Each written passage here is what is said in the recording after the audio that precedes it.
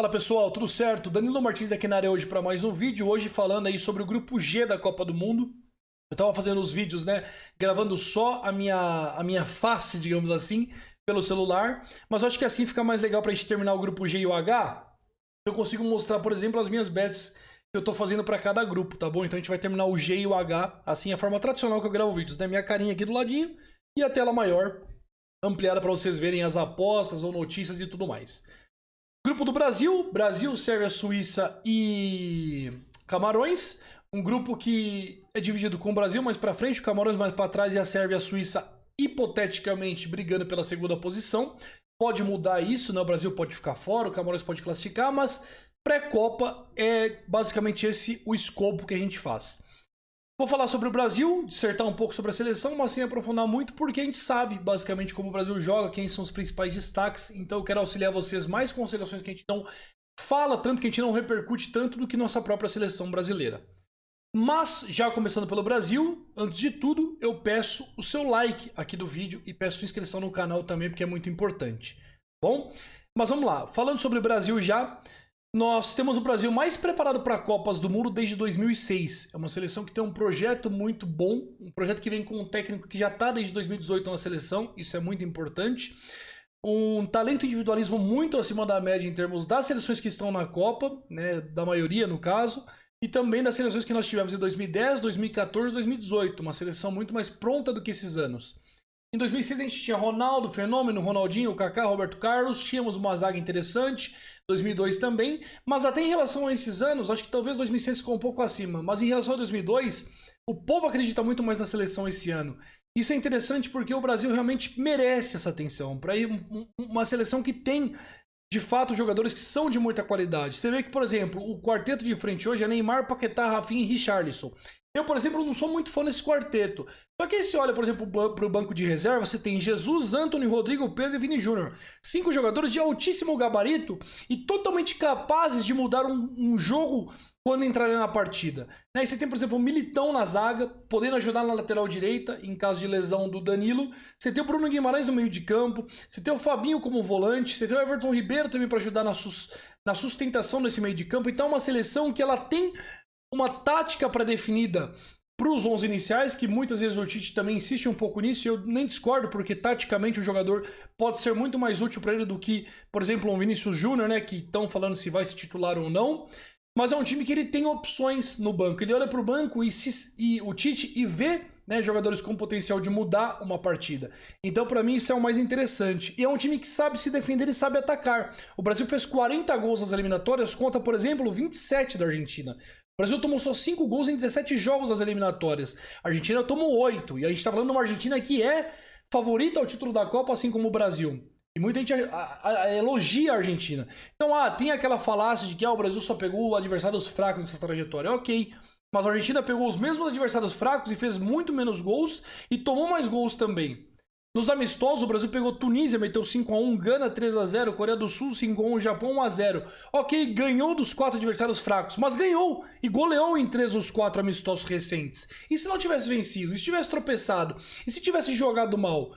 Então o Brasil tem cumprido pelo menos com as obrigações que lhe são dadas, que são jogar bola com qualidade e mostrando um bom futebol. E ele tem feito isso. Tá? Então, assim, o Brasil chega muito preparado, é um time de grande nível, um time que merece elogios pela pré-copa, organizadíssima que fez, muitas vezes sem adversários europeus, porque os europeus não querem mais jogar com a gente. Então o Brasil merece sim uma salva de palmas pela campanha que fez para a Copa do Mundo, pré-Copa do Mundo. Agora na Copa é outros 500. Seguindo aqui nós teremos a Sérvia, uma das seleções que eu mais gosto em termos de peças, né, individuais. Uma seleção que foi campeã sub-20 em 2015 com um projeto que iniciou lá naquela época para tornar a Sérvia que é hoje. Uma seleção que tem um sistema, que tem jogadores de qualidade em todos os sistemas. Numa comparação com a Croácia, que é basicamente da mesma região, a Croácia tem, por exemplo, uma zaga deficitária. A Sérvia ela tem uma zaga que não acompanha a qualidade técnica do meio de campo e do ataque, mas a Sérvia tem uma zaga congruente, uma zaga que tem uma qualidade técnica acima da Croácia, por exemplo. Então a Sérvia ela é linear. Ela, claro, faz algumas ondulações, né? A zaga mais fraca, o meio de campo, o ponto alto junto com o ataque também, que é muito bom. mas ainda assim é um time que é constante. Por exemplo, você vê o goleiro Rajkovic do Mallorca, seguido de Dimitrovic do Sevilha e o Milinkovic-Savic do Torino, da Torino. Então, assim, são 3 goleiros que qualquer um deles, quaisquer um, podem jogar bem na meta da Sérvia. Na zaga, teremos 3 jogadores atrás, num sistema de 3, basicamente 3-4-1-2, né? Com o Tadic sendo mais um meio de campo ofensivo. Milenkovic da Fiorentina, Veljkovic do Werder e o Pavlovic do RB Salzburg. 3 jogadores que são de um nível aceitável para uma Sérvia. No meio de campo, Lazovic, Lucic, né, que joga na Torino, o Milinkovic-Savic da Lazio e o Kostic da Juventus. Um meio de campo que me agrada bastante. Talvez não tanto com o Lazovic do lado direito, mas chegando ali no Lucic, no Milinkovic-Savic, no Kostic, é um meio de campo de qualidade muito boa. Tadic fazendo a criação de jogadas, agredindo um pouco. Excelente jogador, talvez a principal peça da equipe da Sérvia, junto com o Vlahovic, que está na Juventus, e jogará no ataque, fazendo mais um falso 9 ou um camisa 11. E com o Mitrovic, esse sim, propriamente um 9 ali, que é basicamente o homem do cabeceio, o homem para lançar a bola para ele, o homem para tirar a bola num jogo de corpo, para fazer um pivô. Então é uma seleção que tem peças de muita qualidade. O banco não é dos maiores do mundo, tá? Um banco que tem algumas deficiências. Pra você ter noção, o Gudelj, né, do Sevilha, é a principal peça do banco de reservas, e que para mim não é nada de outro mundo, né? Se for ver os convocados da Sérvia, por exemplo, conta aqui com o Duricic da Sampdoria, tem o Radonjic do Torino, mas é um meio de campo que não tem grandes nomes, apesar de 22 dos 26 convocados jogarem nas principais ligas da Europa, né? França, Portugal, Itália, Espanha, Alemanha, Inglaterra. Então, assim, é um time que me agrada. Me agrada mais do que eu vou falar agora, da Suíça, tá? Pra mim, a Sérvia tá mais bem montada que a Suíça, e vocês vão ver que eu vou refletir o meu pensamento na minha bet do fim do vídeo. Tenho vários, aliás, para esse grupo. A Suíça, ela tem um ponto positivo muito interessante. É uma seleção que tirou a Itália da Copa do Mundo, jogou ela para repescagem, a Itália foi campeã da Euro. Ela tirou a França na Eurocopa 2021, a França tinha sido campeã da Copa do Mundo. Então a Suíça tirou os 2 últimos grandes campeões do mundo, né, da Europa e da Copa do Mundo, em um ciclo só. Tá, mas isso ainda não quer dizer que a Suíça seja uma grande equipe, uma equipe que vá dar tanto trabalho. Ela tem sim alguns pontos de grande nível, como o Sommer, que é um excelente goleiro, como o Akanji, que está surgindo como um ótimo zagueiro também, que atua no Manchester City. Tem também o Xhaka do Arsenal, que também é outro grande jogador. O Shaqiri, que é talvez o principal talento técnico dessa equipe, apesar de estar hoje na MLS, no Chicago Fire. Tem o Embolo também, que nunca despontou como um grandioso jogador, mas é um cara para fazer, por exemplo, o que o Seferovic não faz, que é ser um falso 9, um cara que deambula, que eu falo, né, que anda mais com a bola ali naquele setor de ataque. E ainda tem outros jogadores, como o Okafor, como o Elvedi, como o Widmer. Então, assim, é um time que tem, sim, alguns jogadores de qualidade, mas os seus principais são esses que eu citei primeiramente. O grande ponto da Suíça é como ela vai parar o setor esquerdo do campo. Porque ela vai com o Ricardo Rodrigues do Torino para a Copa, um jogador que não está em boa fase recentemente. É um time que vai ter muitas dificuldades do setor esquerdo de campo, principalmente jogando contra o Brasil e contra a Sérvia, que são times que são muito rápidos naquela parte, mas o Brasil é um pouco mais, né? A Sérvia troca mais passes, gira mais, não infiltra tanto quanto o Brasil. É um time que, na minha visão, ele tem sim grandes nomes, tem sim os seus pontos positivos, mas eu consigo olhar o time da Suíça e falar, esse time aqui não atrapalha tanto quanto a Sérvia, por exemplo. Eu vejo um que a mais de qualidade no time da Sérvia, tanto em programação tática, tanto em qualidade técnica.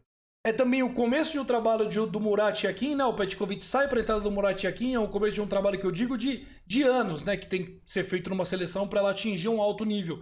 Então eu acho que essa Copa da Suíça é mais uma Copa de começar um trabalho para 2026 do que propriamente ter aqui um êxito nessa competição. É claro que também a gente sabe que o Sommer, por exemplo, não sei nem quantos anos ele tem, deixa eu dar uma pesquisada aqui, mas claro que a gente sabe que alguns jogadores estão chegando no fim da carreira também, né? O Sommer, por exemplo, tem 33 anos já, mas ainda assim é um time que pode surgir aí com novos talentos daqui pra frente, tá bom? Então assim, tem pontos positivos, mas não me agrada tanto. Agora, a pior equipe do grupo G, na minha visão, é o Camarões, que tirou a Argélia de forma surpreendente. Esse é um ponto também pra gente ficar de olho, porque nem sempre o pior do grupo da Copa do Mundo seja uma péssima seleção, até porque pra chegar na Copa, tirando o país 7 de Qatar, que foi direto, todo mundo teve que passar por grandes seleções. E o Camarões passou pela Argélia. Surpreendentemente ou não, na sorte ou não, conseguiu sustentar uma vantagem em 180 minutos. diante de uma Argélia que, se estivesse na Copa hoje, seria basicamente uma das principais seleções africanas. Aliás, o Brasil escapou do grupo com Sérvia, Suíça e Argélia. Seria basicamente um grupo repleto de jogos importantes e muito bons. E o Camarões chega basicamente como o pior time, mas é um time que tem um apelo emocional muito forte. O Eto'o é o presidente, o Song é o treinador, jogadores que vestiram a camisa e sabem como é que estar dentro das quatro linhas. Isso, de fato, é importante para o Camarões, porque quem está no comando, primeiramente, da equipe são jogadores, são ex-jogadores que conhecem muito de futebol. Na minha visão, esse é um ponto muito positivo. O Camarões tem pontos altos e baixos. Por exemplo, dos 26 convocados, 12 só atuam nas principais ligas. Isso pra mim é péssimo pra uma Copa do Mundo. Porque hoje você não tem qualidade no elenco, você vê o Qatar contra o Equador hoje. É um time que falta muita experiência em momentos decisivos. E isso é muito, muito perigoso. Mas ainda assim tem alguns jogadores de qualidade, como o Onana, por exemplo, no gol da Inter, já esteve em grandes momentos. Hoje um pouco menos, mas ainda assim é um jogador que, pro nível de Camarões, ele tá muito acima do que a sua seleção tem a oferecer pra ele. Outros nomes também, é difícil até de achar. Tem o Anguissa, que é do Napoli, que também joga muita bola. Tem o Toko Ekambi, que também é do Lyon, joga um futebol aceitável. Choupo-Moting, do Bayern, também tem um futebol aceitável. Então é uma seleção que tem alguns jogadores de qualidade, mas ao mesmo tempo mistura, por exemplo, jogadores do Mechelen, da Bélgica, do Dinamo Moscou, da Rússia, do Altai, da parte do Emirados Árabes, eu acho, ou do Qatar, do Emirados Árabes. Então, assim, é uma seleção que ela tem nuances muito grandes dentro do seu elenco. E olhando os principais jogadores, ainda assim com os principais jogadores, por exemplo, o Choupo-Moting não é nada na Europa hoje. Ele é um bom atacante, mas, porra, perto de Lewandowski, Benzema, ele não muda o jogo como o Mané muda para Senegal, por exemplo. Ele não muda o jogo como o Ziyech muda para o Marrocos. Então, assim, os principais jogadores de Camarões acaba sendo aí o principal, o Onana, que é da Inter de Milão. É um jogador, um goleiro de muita segurança, que já esteve em melhores momentos e que passa a ser o protagonista de uma seleção que depende muito do Anguissa, por exemplo. Então, Camarões para mim chega como sendo a principal, a pior seleção africana, e justificável, porque se olhando no papel, é uma seleção que tem sim suas deficiências. Pode se classificar, pode ganhar da Sérvia, da Suíça, mas eu acho muito difícil que isso aconteça com o padrão que futebol exige hoje em termos de Copa do Mundo.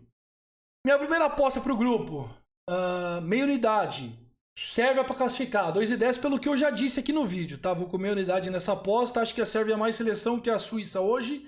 Esse 2,10 para mim tá mais EV, eu acho que a Sérvia tem uma cotação aí muito alta para ela. Essa cotação seria justo 1,70, 1,75 e para mim por isso que eu estou entrando com meia unidade. E mais duas apostas no Camarões aqui. Quarto lugar, Camarões para ficar em último, com meia unidade também a 1,62. E Camarões para sofrer mais gols no grupo. Está aqui. Seleção que tomará mais gols. Camarões tomará mais gols. Camarões a 1,70. Então uma seleção que pra mim tava 2,50 essa cotação, se eu não me engano, 2,20. Agora tá 1,70. Essa eu vou com meia unidade também. Meia unidade em cada. A seleção do Camarões deve sofrer muito contra a Sérvia, Suíça e Brasil. Tirando o fato que o Brasil e a Suíça tomam pouquíssimos gols, tá? Então assim, o Camarões deve ser uma seleção goleada e que dificilmente conseguirá entrar e fazer gols no Brasil e na Suíça. Esse é um grande ponto. Então por isso eu vou aí com meia unidade nesse Camarões para tomar gols. Então minhas três bets são: Sérvia se classifica a 2,10, Camarões sofre mais gols no grupo a 1,70 e Camarões em último a 1,62. Se vocês gostaram, deixem um comentário, deixem o like e também comentem aí o que vocês acham do grupo, quem classifica, quais são suas principais bets. E simbora, vamos pro grupo H, que a Copa do Mundo começou e nós já estamos terminando nosso planejamento pré-Copa. Tô gravando esse vídeo, aliás, a Copa já começou, mas como o grupo do Camarões é só lá pra quarta, quinta-feira, dá tempo. Vamos que vamos. Vamos respirar um pouco, porque a Copa do Mundo nos tira muito a energia, mas é muito legal. Valeu, pessoal. Tamo junto.